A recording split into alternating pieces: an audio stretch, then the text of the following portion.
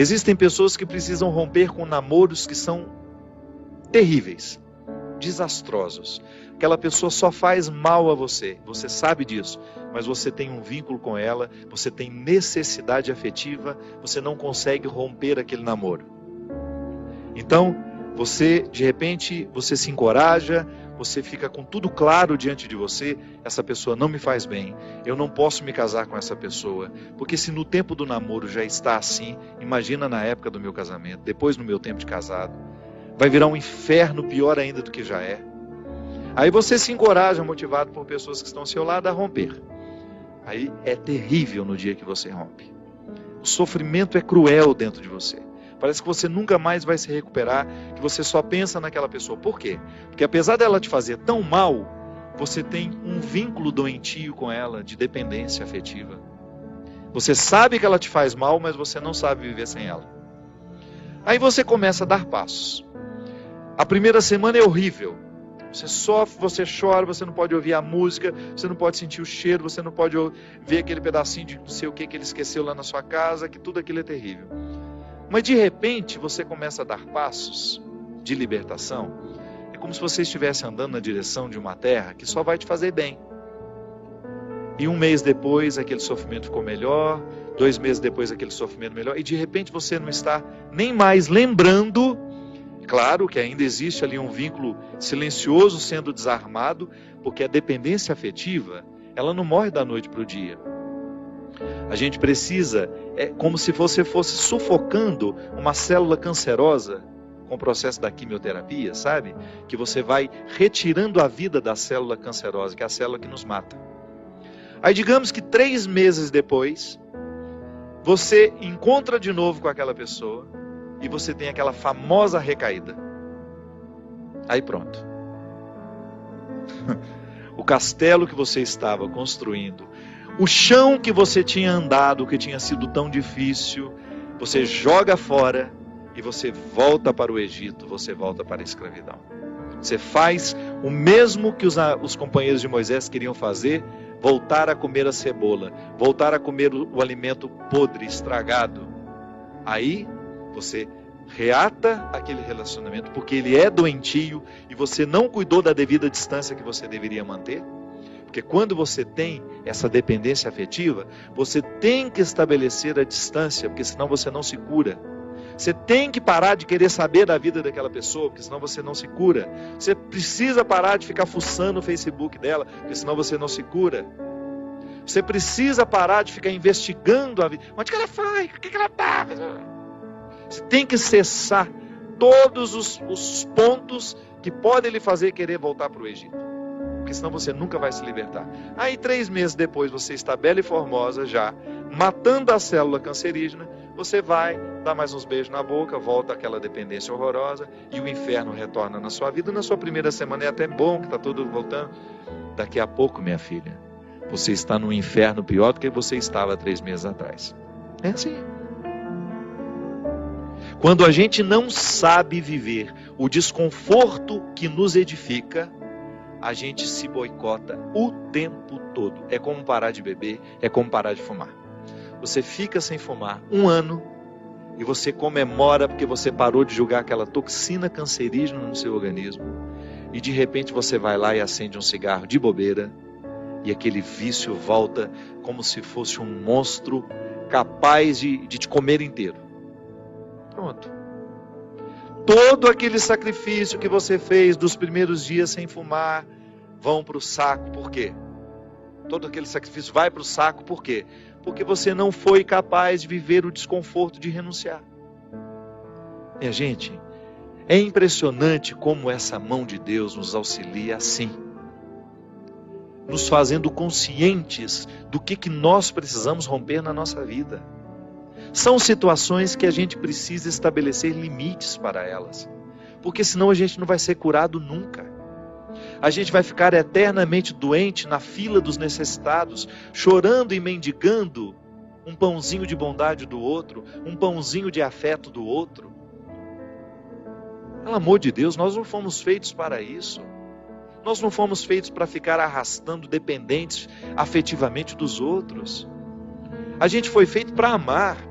E o amor só tem sentido na nossa vida se for para nos edificar, se for para nos ajudar a atravessar o desconforto do deserto. Caso contrário, ele não faz sentido. Esse pseudo-amor, esse falso amor que às vezes a gente diz sentir um pelo outro, que não nos ajuda nos desconfortos do deserto. Eu preciso viver os meus desertos, você precisa viver os seus. E os verdadeiros amigos são aqueles que reconhecem os desertos que o outro precisa passar e fala: isso mesmo. Vamos passar por esse deserto porque você precisa dele.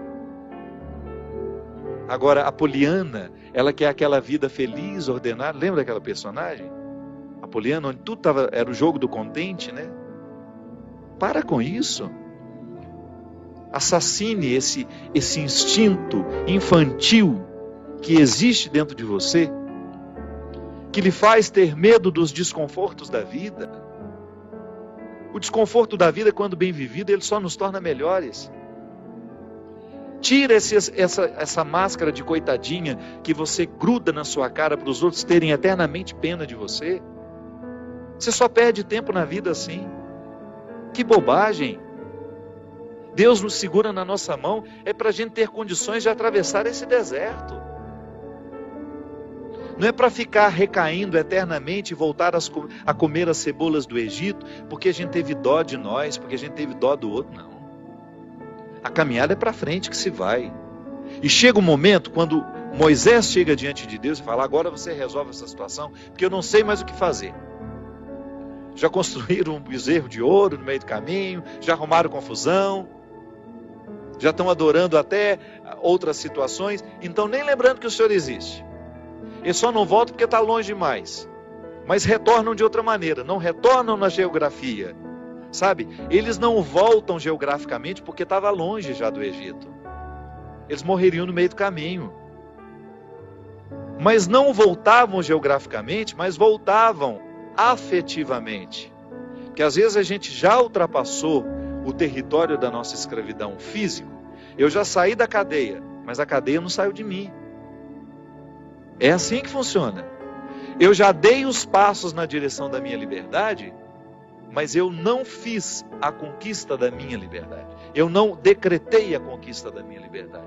Então eu fico afetivamente preso ao meu passado, lamentando as cebolas do Egito, lamentando o namoro que terminou, a situação que foi terminada, a amizade que foi traída.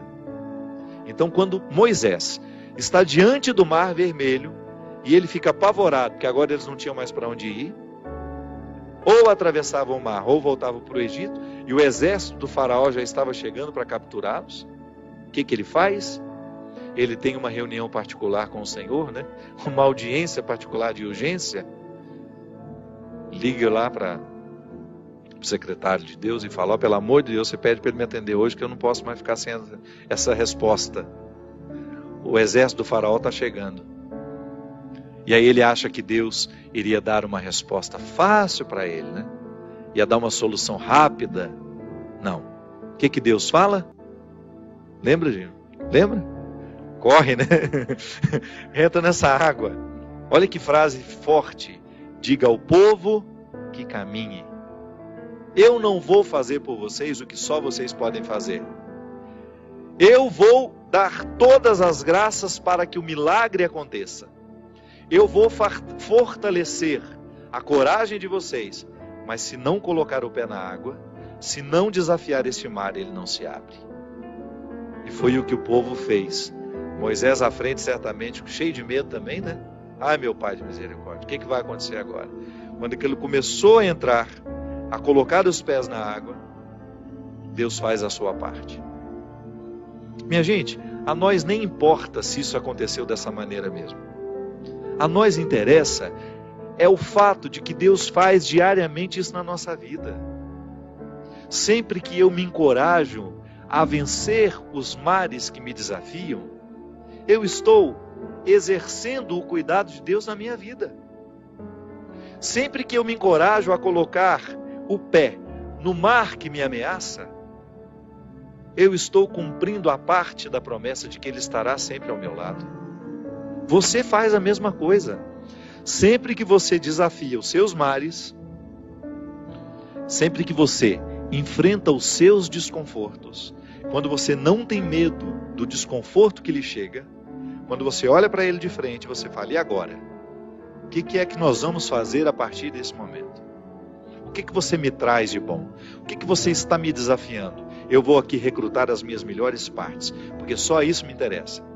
Se o desconforto me chega, eu preciso atravessar esse deserto para poder alcançar essa parte da terra prometida que me espera. É assim que funciona. Não há uma fórmula mágica para a vida. Ainda que a gente não acreditasse em Deus, nós teríamos de viver os desconfortos que nos fazem crescer. Ainda quem não crê em Deus precisa enfrentar os desconfortos de sua história, de sua existência. Agora é claro que quando a gente acredita em Deus, quando nós acreditamos de que existe alguém superior a nós, nos capacitando para a gente fazer a travessia, um conforto a mais nos é oferecido. Por isso, baseados na experiência deste conforto que eu já fiz, que você já fez, em muitos momentos, quando essa mão de Deus cuidou de nós, e que a gente dá continuidade ao processo de caminhada, de enfrentamento. É enfrentamento, a palavra é essa. Se a gente não vive os enfrentamentos diários dos nossos desertos, dos nossos conflitos, dos nossos medos, a gente nunca vai chegar ao conhecimento da terra que Ele nos preparou.